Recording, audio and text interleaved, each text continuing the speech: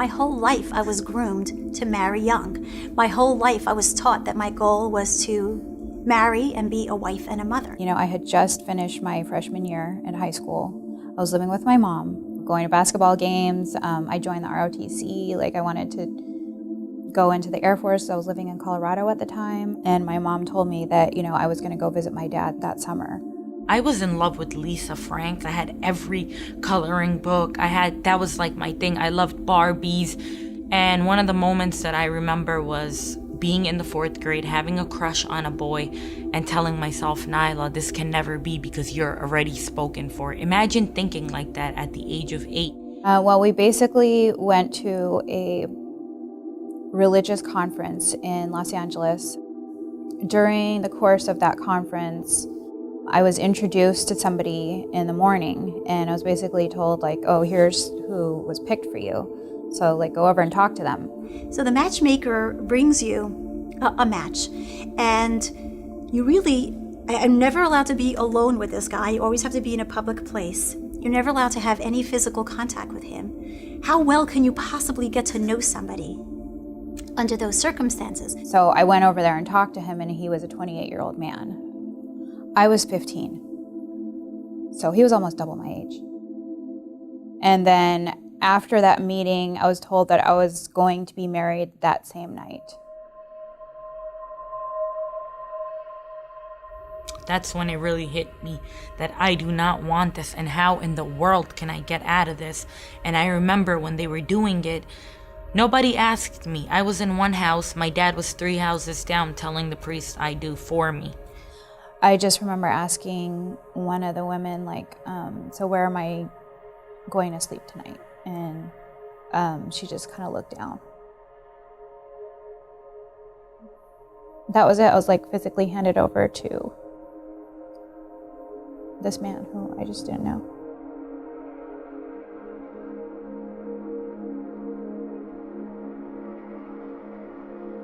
You trust your parents. You trust your parents, and this is something I can very much relate to. It's your own family that forced you into the marriage, and then that family that wouldn't let you leave. And it's so hard to understand why.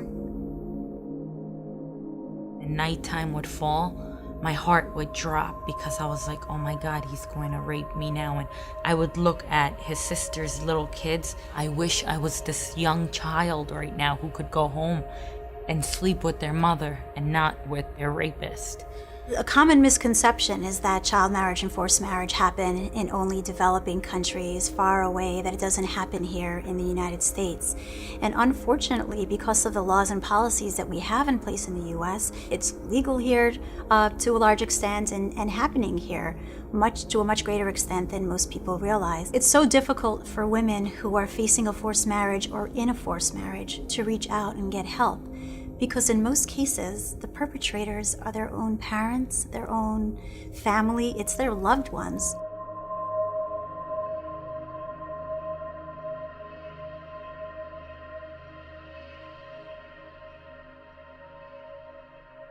I don't even remember being asked if I consented or anything. When your parent consents for you, you are not in the equation anymore. So you are no longer a person.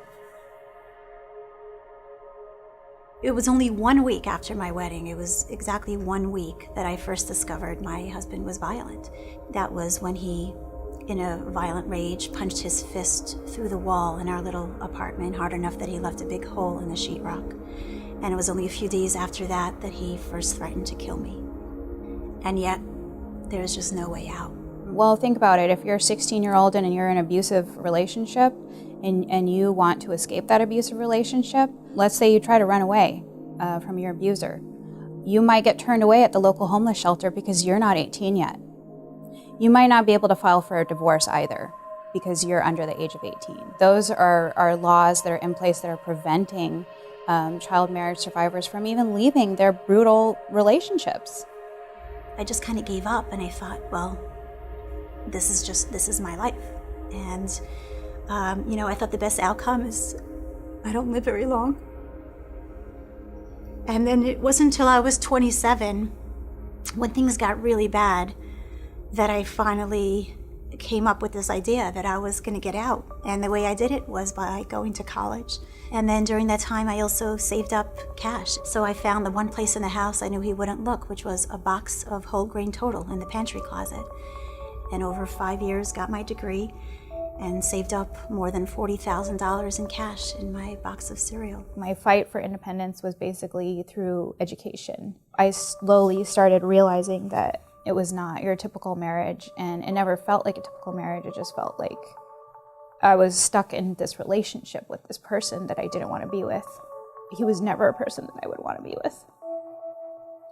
I was robbed of my childhood. I was robbed of being 12, 13, going to the movies with my friends. You know, I look at my son and I'm like, wow, I was 2 years younger than him and I was engaged.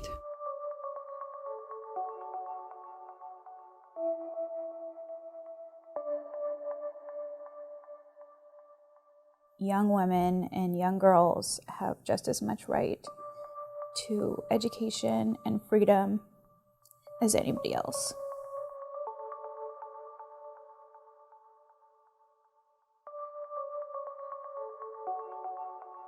For every one like me who gets out and stops the cycle, there are so many thousands more who are still in it, and that is just so sad.